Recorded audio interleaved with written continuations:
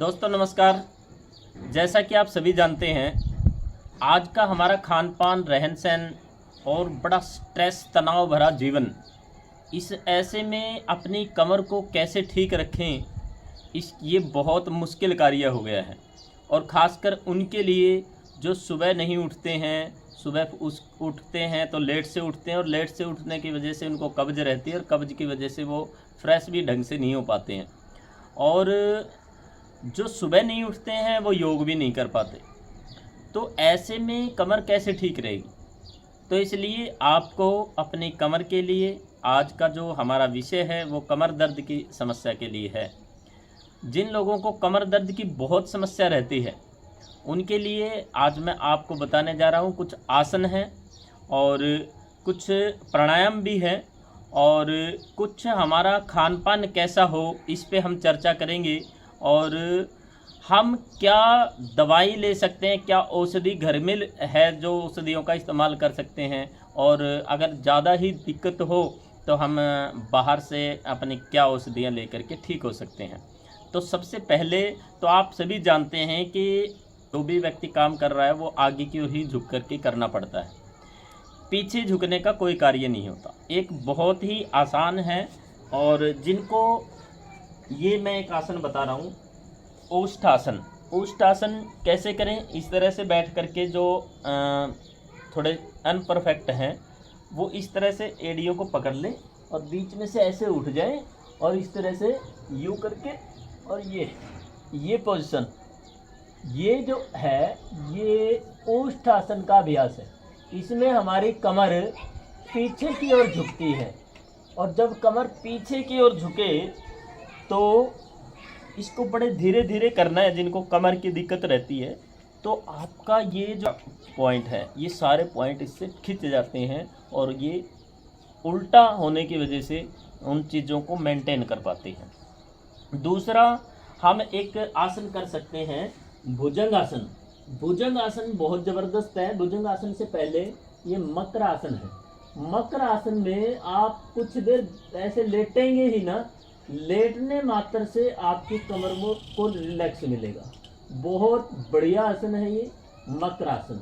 और इसी में फिर भुजंग आसन करें तो कैसे? दोनों हाथ कंधों के बराबर, इस तरह से सांस भरते हुए ऊपर, सांस भरते हुए इस तरह से ऊपर, फिर सांस छोड़ते हुए नीचे, धीरे धीरे करना है। ये जो आसन मैं बता रहा हूँ, जिनको थोड़ा कमर में रिलीफ होती जाएगी उस तरह से फिर ये पूर्ण भुजंग आसन का अभ्यास भी कर सकते हैं। दोनों हाथ थोड़ी के नीचे लगाए और पूरा ऊपर इस तरह से थोड़ी देर रोक के रखा, फिर वापस। ये भुजंग आसन के अभ्यास मैंने आपको बताए। अभी इसी में एक होता है इस तरह से, ये हाथों का खिंचाव थोड़ा ऐसे, मतलब बहुत ज़्यादा जोर नहीं लगाना। बहुत ज़्यादा जोर लगाने से अकड़ आ जाती है, कई बार मांसपेशियाँ खिंच जाती है। तो ये इस तरह से, फिर सीधा लेट करके कमर के बल इस तरह से, ये कुछ आसन हैं जो मैं आपको बता रहा हूँ। ये आसन बहुत ही बढ़िया काम करते हैं। एक तो इस तरह से लेटे, और ये कमर को ऐसे बीच में से ऊपर उठाया, फिर वापस सांस भरते हुए ऊपर, वापस। किसी किसी की धरण दिखती है, और जिनकी धरण डिगी हो उनकी कमर ठीक रह नहीं सकती। तो इस तरह से ये आसन, सेतु बंद आसन, ये भी कमर के लिए भी और धरण के लिए, नाभि के लिए बहुत बढ़िया आसन है सेतु बंद आसन। इसका इस्तेमाल करें।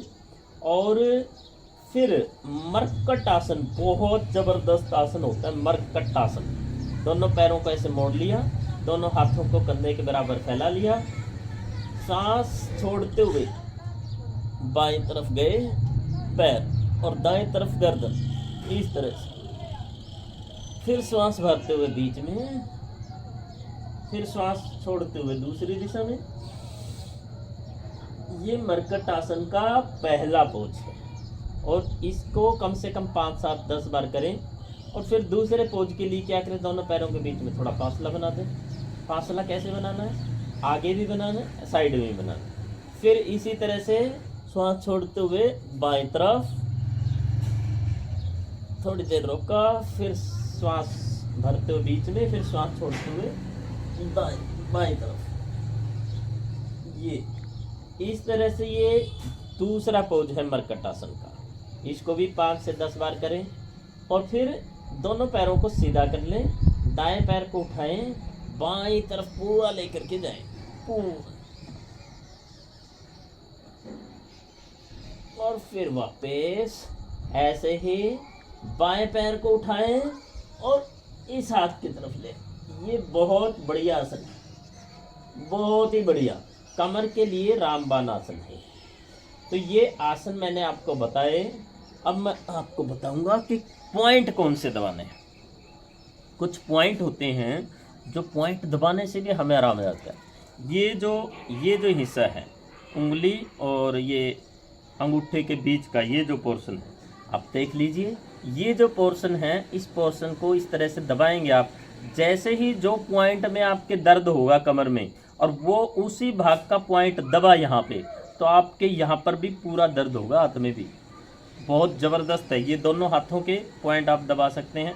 और ये जो आप देख रहे हैं मेरा पैर, ये पूरी की पूरी रीढ़ की हड्डी है। जैसा आपका ये पैर गोलाई में है, ऐसी ही आपकी कमर पीछे से गोलाई में है। किसी किसी का ये फ्लैट होता है तो उसकी कमर भी पीछे से फ्लैट ही होती है। तो इस तरह से इस पॉइंट को ऐसे ऐसे ऐसे ऐसे अंगूठे से आप दबाना शुरू करेंगे तो आप देखेंगे कि एक जगह पर आपके बड़ा ज़्यादा दर्द होगा। जो आपके कमर में दर्द है वो पॉइंट यहाँ से दबेगा तो यहाँ पर भी दर्द होगा, उस पॉइंट को ज़्यादा दबाएं।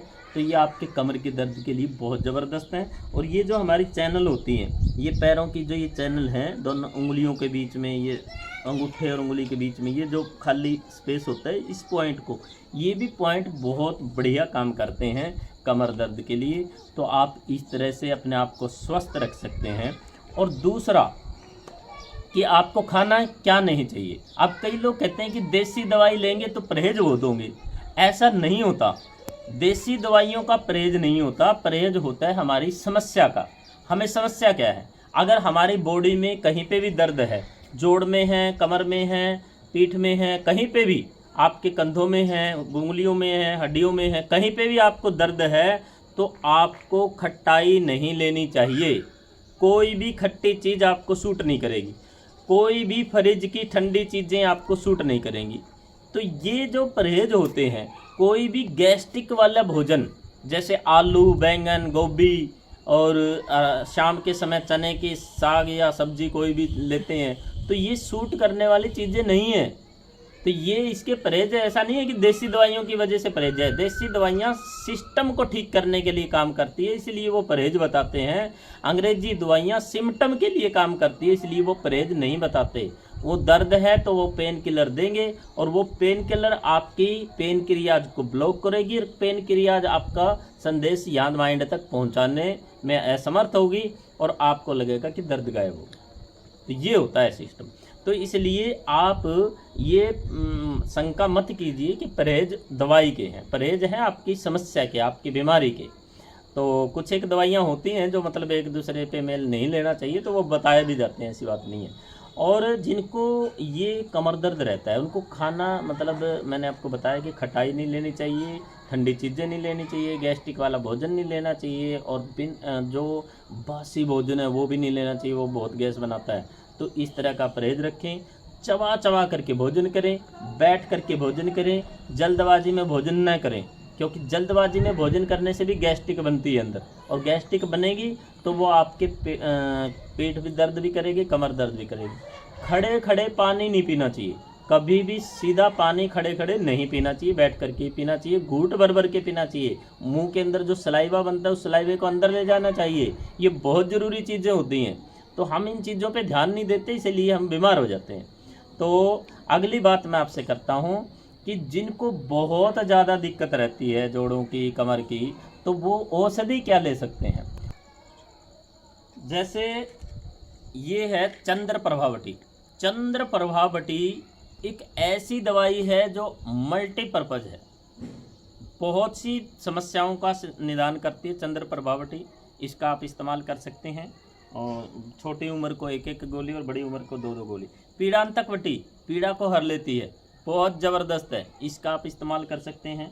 और गिलोय घनवटी ये भी मल्टीपर्पज़ है। ये आपकी इम्यूनिटी को बढ़ाएगी, ये आपके श्वास की समस्या होगी, खांसी जुकाम बुखार को ठीक करेगी, ये आपके बहुत सी समस्याओं का निदान करेगी। बहुत ज़बरदस्त है, इसका इस्तेमाल कर सकते हैं। और एक ये है त्र्यंग दशांग उगल। त्र्यंग दशांग उगल जो हमारी नसों में आई हुई कमजोरी होती है, नसों की वजह से हमारे किसी बॉडी पार्ट में दर्द होता है, तो वो इसको ठीक करती है त्र्यंग दशांग उगल। योगराज गूगल ये बहुत ज़बरदस्त है। योगराज गूगल का इस्तेमाल करके आप हर तरह के दर्दों को निजात दे सकते हैं। तो इस तरह से, और किसी किसी को वो कहते हैं कि हमारा तो बहुत सालों से दर्द है, 25 साल से, 10 साल से, 15 साल से ऐसे दर्द है, तो उनके लिए थोड़ी सी महंगी दवाइयाँ होती है। पीडानिल गोल्ड, ऑर्थोग्रिट पाउडर, ये इस तरह की कुछ औषधियाँ हैं। वृतवात चिंतामणि रस, महावात विध्वंस रस, और प्रवाल पिष्टी, और शरण माक्षिक भस्म, इस तरह की कुछ दवाइयाँ का इस्तेमाल उसमें किया जा सकता है अगर ज़्यादा दिक्कत हो तो। और नॉर्मल दिक्कत है तो उसको आप बिना दवाई के भी ठीक हो सकते हैं। हम तो चाहते हैं कि आप बिना दवाई के ही ठीक हो, आप अपनी घर की औषधियों से ही ठीक हो, लेकिन फिर भी आपको ज़रूरत पड़े तो ये बहुत सस्ते रेट में पतंजलि की दवाइयाँ उपलब्ध होती हैं, आप इनका इस्तेमाल कर सकते हैं। बहुत बहुत धन्यवाद। स्वस्थ रहें, मस्त रहें। जय हिंद, जय भारत।